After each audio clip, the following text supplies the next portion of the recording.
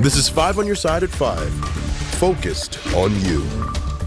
Tonight, the legal battle to remove St. Louis Circuit Attorney Kim Gardner from office is ramping up, and the case is going to be a complicated one. Thanks for joining us. I'm Mike Bush. I'm Kelly Jackson. Missouri Attorney General Andrew Bailey argues Gardner is neglecting her duties, but Gardner says even if it's true, he has to prove it's intentional. Christine Byers joins us in studio. This seems like an uphill battle for both sides. You talked to a legal expert about the case today, right?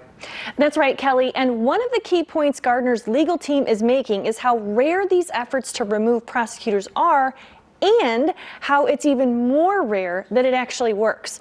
We talked to Anders Walker of St. Louis University's School of Law for his take on the uphill battle he says the Attorney General has. In all, Gardner's legal team filed 3 motions late Tuesday, one asking a judge to dismiss the case altogether, another asking for more time to turn over documents, and another responding to all of the allegations against her. Essentially, she denies those allegations, and she says even if they were true, it doesn't meet the legal threshold of proving she did any of it willfully. She did blame people under her, which is new. In doing so, it further distances her from wrongdoing. The irony here is Gardner could say that she has willfully decided not to prosecute cases. That's within her discretion. And that discretion is given to her by the voters, essentially. That's right. In the rare cases where prosecutors were removed from office, Walker says the bar was high. All the cases where this has happened and people have been ousted have been people involved in criminal activity.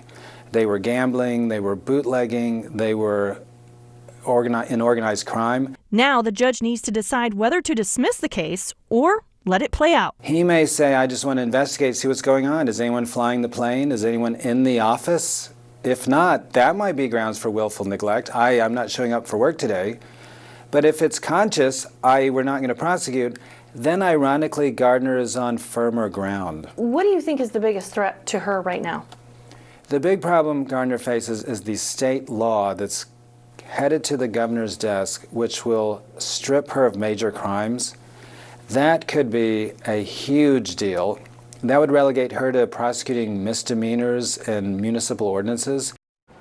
Now, as far as Gardner's legal team goes, the lead attorney on the case, Michael Downey, tells 5 on Your Side he's working for her for free. We've asked Gardner's office who is paying for the other 2 attorneys on the case, and her spokeswoman told us, quote, she doesn't have that information. All right, thanks, Christine. Today, the man charged with killing a Herman police officer and injuring another pleaded not guilty. Kenneth Lee Simpson made that plea today in a Gasconade County courtroom. He is accused of shooting 2 officers at a Casey's on Sunday. He's facing several charges, including murder and assault. He was arrested Monday after a 16-hour standoff. Sergeant Mason Griffith died in the shooting. Another officer, Adam Sullentrup, is still at Mercy Hospital in Creve Coeur in critical condition tonight. Backstoppers is helping both of their families. Services for Sergeant Griffith are this weekend. They're Sunday, March 19th at Owensville High School. Visitation is from 9 a.m. to 2 p.m. The funeral is following that at 2 p.m. Then there will be a procession to the Emmanuel Lutheran Cemetery in Rosebud, Missouri. And you can help Sergeant Griffith's family and Officer Sullentrup and his family. For that information, just text the word HELP to 314-425-5355. Tonight, a South St. Louis County family says they're living a nightmare all over again after someone stole their truck not once, but twice. They recently sat down with 5 on Your Side's Holden Kerwicki, who discovered that this truck has deep sentimental value. This truck may look like many others in the St. Louis area. The truck was everything. But to Amy Heitman and her sister, Amber Davis, it's a physical reminder of their parents. This is probably the one family heirloom that we had of both my parents. You can definitely feel my mom and dad in there. Unfortunately, as this surveillance video from June of 2021 shows, thieves don't share that sentiment. They had actually surveyed our neighborhood about an hour before they came back and checked our front door, and then they went over and got in the little window that's in the back of the truck and took off with it.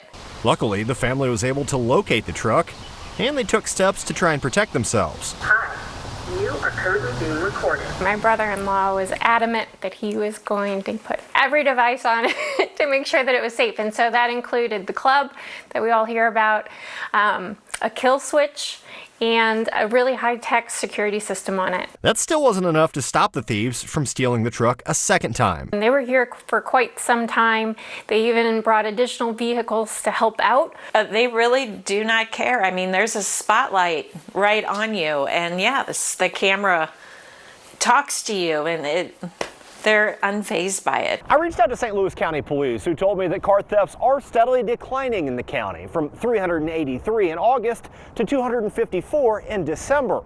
But unfortunately, they've been unable to locate this family's truck. I sincerely pray for the hearts of the thieves that took it, for them to return it, because that really truly is part of our family. Reporting in South County, Holden Kurwicki, 5 on your side. And 5 on your side, we're focused on telling stories that impact you. So if there is something newsworthy happening in your neighborhood, you can email Holden at KSDK.com. That's Holden at KSDK.com, and he's going to look into your issue. Tonight, police need your help finding this Jeep that may be connected to a homicide in Belleville. Police are calling it a vehicle of interest. It's a silver 2014-18 Jeep Cherokee. It's wanted after a deadly shooting on South 29th Street on Sunday. A man named Paul Kirby died. The major case squad is investigating. If you know something, you can call Crime Stoppers anonymously. The number 866-371-TIPS. A Bridgeton man will spend life in prison for stabbing his girlfriend to death outside a St. Louis daycare. Stephen Gary Johnson killed Tiana Moore last year. It happened outside the Colors Learning Center in North City where she worked. Surveillance video tied him to the murder. Just hours ago, the city of St. Charles announced plans to sue Ameren over contamination at its well field. This comes a month after the city had to shut down one of its last 2 wells. Our Travis Cummings joined us now live outside City Hall to explain how the legal battle is shaping up. Travis. That's right, Mike. Mayor Dan Borgmeyer announced this afternoon that the city has retained 2 law firms to hold Ameren Missouri accountable. One of them is the same law firm that the city of St. Louis used in a case against the NFL over the Rams. I'm going to tell you who those people are. The city has hired Dowd Bennett LLP out of Clayton here and Blitz Law Firms. Mayor Borgmeyer reiterated that the city has spent a lot of money already to keep drinking water safe for its residents.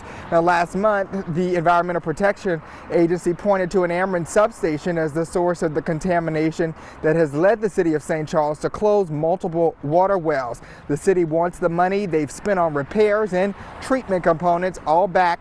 Former Governor and Attorney General Jay Nixon, now with Dowd Bennett, says this move shows how much the city supports its residents. I mean, we're in a time in public office where oftentimes it's just really easy to keep doing the same thing, to keep saying it's okay. I don't think this mayor or this administration has been afraid to push when it comes to the health and welfare of the people of St. Charles. Ameren did respond this afternoon saying, in part, we believe our shared goal is to continue protecting the drinking water supply. The best way to do that is to work together, as we recently detailed in a letter to the city of St. Charles, where we identify a detailed plan of action moving forward. Ameren Missouri has already implemented several aggressive treatment techniques with additional steps to be taken soon. Now, it's unclear how much the city has spent on repairs already under agreement. The city will only pay their attorneys if they win the case. We're live in St. Charles. Travis Cummings, 5 on your side.